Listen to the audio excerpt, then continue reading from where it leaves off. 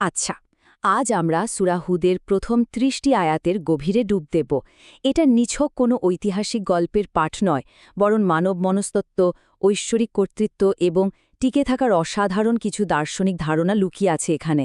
এটি এমন একটি বিশ্লেষণ যা শুধু পুরনো দিনের কথা বলে না, বরং মানুষের স্বভাবের একেবারে গভীরে থাকা প্রশ্নগুলোকে নাড়া দেয়। চলুন সরাসরি শুরু করা যাক।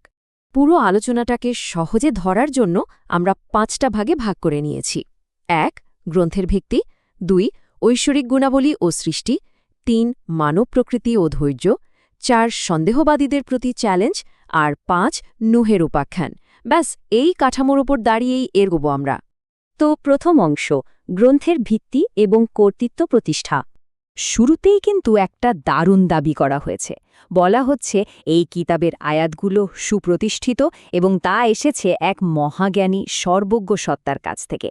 মানে এখানে কোনো এলোমেলো কথা নেই, যা আছে সব অত্যন্ত নিখুঁত আর বিস্তারিত নির্দেশনা। যে কোনো সাধারণ বইয়ের চেয়ে এর অবস্থান যে একদম আলাদা সেটা প্রথম বাক্যেই পরিষ্কার করে দেওয়া হয়েছে। আর এই সর্বজ্ঞতার বিষয়টা একটু খেয়াল করার মতো। বলা হচ্ছে মানুষ যা কিছু চুপিসারে বলে বা প্রকাশ্যভাবে বলে সব কিছুই তিনি জানেন। একটু ভেবে দেখুন তো, মানুষ যখন নিজের চিন্তাভাবনাগুলো লুকিয়ে রাখতে চায়, মনের গভীরে কিছু গোপন করে, তখনও কিন্তু কিছুই অজানা থাকে না। এর মানে হলো আমরা যাই করি না কেন একটা চূড়ান্ত জবাবদিহিতার জায়গা থেকেই যাচ্ছে। এখান থেকে আমরা চলে আসছি আমাদের দ্বিতীয় অংশে, ঐশ্বরিক গুণাবলী ও সৃষ্টি এবং আমাদের অস্তিত্বের আসল উদ্দেশ্য। এখানে ৩ থেকে ৭ নম্বর আয়াতে পুরো মহাবিশ্বের একটা টাইমলাইন বা মহাজাগতিক চিত্র তুলে ধরা হয়েছে। বলা হচ্ছে আসমান আর জমিন তৈরি হয়েছে ৬ দিনে। কিন্তু মজার ব্যাপারটা হলো এই বিশাল ভৌত জগৎ কোনো দুর্ঘটনা নয়, এটা একটা বিশাল মঞ্চ। আর আমাদের এই যে বর্তমান জীবন, এটা হলো একটা নির্ধারিত সময়ের পরীক্ষা। আর এর শেষ কোথায়? আখেরাতে, যেখানে সবার প্রতিশ্রুত প্রত্যাবর্তন ঘটবে। এ কথাটা বলছে এই বিশাল সৃষ্টি জগৎ তৈরি হয়েছে এটা পরীক্ষা করার জন্য যে কর্মের দিক থেকে কে সবচেয়ে ভালো।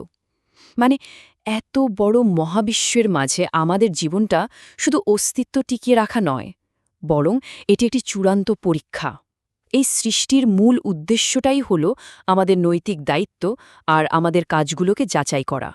আমাদের তৃতীয় অংশের ফোকাসটা বেশ ইন্টারেস্টিং, মানব প্রকৃতি ও ধৈর্য আর আমাদের প্রতিক্রিয়ার দ্বিধা বিভক্তি। ৯ আর ১০ নম্বর আয়াতে মানুষের মনস্তত্ত্বের একটা খুব চেনা ছবি ফুটে উঠেছে। একটু মিলিয়ে দেখুন, যখন আমাদের কাছ থেকে কোনো রহমত বা নিয়ামত ছিনিয়ে নেওয়া হয়, আমরা প্রচণ্ড হতাশ আর অকৃতজ্ঞ হয়ে পড়ি। আবার কষ্টের পর যখন হঠাৎ অপ্রত্যাশিত সুখ আসে, তখন আনন্দে আত্মহারা হয়ে বলি, যা, আমার সব অমঙ্গল দূর হয়ে গেছে। মানুষের স্বভাবের এই চরম অস্থিরতা আর অহংকার, এটা কিন্তু আমরা আমাদের আশেপাশেই হরহামেশা দেখতে পাই। ঠিক এখানেই একটা বড় পার্থক্য টেনে দেওয়া হয়েছে। একদিকে আছে তারা যারা শুধু বর্তমান জীবনের তাৎক্ষণিক প্রাপ্তি আর চাকচিক্যটাই চায়। এদের কাজের ফল হয়তো এখানেই পেয়ে যাবে, কিন্তু চূড়ান্ত পরিণামে আগুন ছাড়া আর কিছুই নেই। অন্যদিকে যারা এই সাধারণ মানবীয় অস্থিরতার বাইরে গিয়ে ধৈর্য ধরে সৎ কাজে অবিচল থাকে, তাদের জন্য আছে বিশাল ক্ষমা আর চূড়ান্ত প্রতিদান। এই তাৎক্ষণিক তৃপ্তির যুগে অবিচল থাকাটা কঠিন হলেও এর পুরস্কারটাও কিন্তু বিশাল। এবার চলুন ৪ নম্বর অংশে যাই, সন্দেহবাদীদের প্রতি চ্যালেঞ্জ এবং পাঠ্যের সুরক্ষা। এখানে খুব সুনির্দিষ্ট একটা সংখ্যার কথা বলা হয়েছে। সংখ্যাটা হলো ১০। যারা দাবি করছিল যে এই কিতাব মানুষের বানানো, তাদের দিকে সরাসরি এই চ্যালেঞ্জটা ছুড়ে দেওয়া হয়। বলা হচ্ছে, যদি তোমরা সত্যবাদী হও তাহলে এর মতো ১০টি সূরা তৈরি করে নিয়ে এসো, আর আল্লাহ ছাড়া যাকে পারো ডেকে নাও। চ্যালেঞ্জের এই আত্মবিশ্বাসটা সত্যিই অবাক করার মতো। এটা আসলে সমালোচকদের সাহিত্যিক আর দার্শনিক যোগ্যতাকে একটা সরাসরি ধাক্কা। মানে এটা যদি মানুষেরই লেখা হয়, তাহলে অন্য মানুষেরাও এমন কিছু লিখে দেখাক, আর এই কাজটা করতে না পারার চরম অক্ষমতা তাই প্রমাণ করে দেয় যে এর জ্ঞান সম্পূর্ণ ঐশ্বরিক। ২৪ নম্বর আয়াতে এসে দারুণ একটা রূপক ব্যবহার করা হয়েছে। বলা হচ্ছে, যারা সত্যকে অস্বীকার করে তারা হলো অন্ধ আর বধিরের মতো। চোখের সামনে সব প্রমাণ থাকার পরও যারা স্বেচ্ছায় চোখ কান বন্ধ রাখে, তাদের অবস্থা তো তেমনই। আর অন্যদিকে যারা বিশ্বাসী, তারা হলো এমন যাদের স্পষ্ট দৃষ্টি আর শোনার ক্ষমতা আছে। এখন একটু ভাবলেই বোঝা যায় এই দুই দলের অবস্থা কি কখনো এক হতে পারে? একেবারেই না।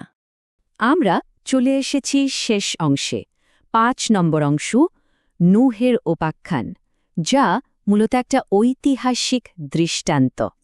এই যে এতক্ষণ ঐশ্বরিক কর্তৃত্ব আর মানুষের মনস্তত্ত্বের মতো ভারী বিষয়গুলো নিয়ে কথা বললাম, সেগুলোরই একটা বাস্তব প্রয়োগ দেখা যায় নূহের গল্পে। নূহ যখন স্পষ্ট সতর্কবার্তা নিয়ে এলেন, তখন সমাজের প্রভাবশালী নেতারা কি বলল জানেন? তারা বলল, ও তো আমাদের মতনই একজন সাধারণ মানুষ, ওকে তো শুধু সমাজের নিচু স্তরের আর বোকা লোকেরাই অনুসরণ করে, ওর তো কোনো বিশেষ শ্রেষ্ঠত্বই নেই, বরং আমরা মনে করি এরা মিথ্যাবাদী। খেয়াল করে দেখুন, বার্তার মূল দার্শনিক দিক নিয়ে তাদের কোনো মাথা ব্যথা নেই। তাদের সব যুক্তি হল জাগতিক মর্যাদা আর শ্রেণী বৈষম্য নিয়ে। কিন্তু নূহ এই অগভীর অভিযোগগুলোর কি অসাধারণ উত্তরটাই না দিয়েছিলেন। নেতারা যখন ক্ষমতা আর সম্পদের খোটার কথা বলল, তিনি স্পষ্টভাবে জানিয়ে দিলেন, আমি তোমাদের কাছে কোনো অর্থ চাই না, আমার পারিশ্রমিক তো আল্লাহর জিম্মায়। নিচু স্তরের মানুষদের তাড়িয়ে দেওয়ার কথার জবাবে তিনি বললেন, আমি ঈমানদারদের তাড়িয়ে দিতে পারি না, তারা তাদের পালনকর্তার সাথে দেখা করবে।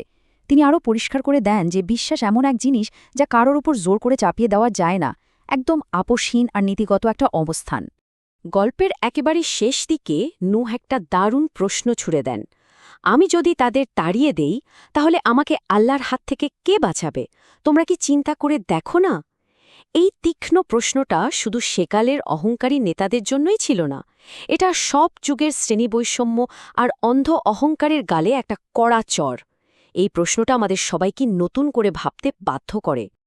তো পুরো আলোচনার শেষে একটা বড় প্রশ্ন থেকে যায়, কর্তৃত্ব, মানব মনস্তত্ত্ব আর এই অসীম সহনশীলতার যে গভীর বিষয়গুলো আমরা দেখলাম, এগুলো এই প্রাচীন কিতাব সম্পর্কে আমাদের ধারণাকে কতটা বদলে দেয়? একটু ভেবে দেখুন, এই ৩০টি আয়াত শুধু পুরনো দিনের কোনো গল্প নয়, বরং এটা মানুষের স্বভাবের একটা অসাধারণ ব্যবচ্ছেদ। এই বিষয়গুলো যদি আমরা সত্যি সত্যি অনুধাবন করতে পারি, তাহলে মানব অস্তিত্বের মানেটাই হয়তো আমাদের কাছে নতুনভাবে ধরা দেবে।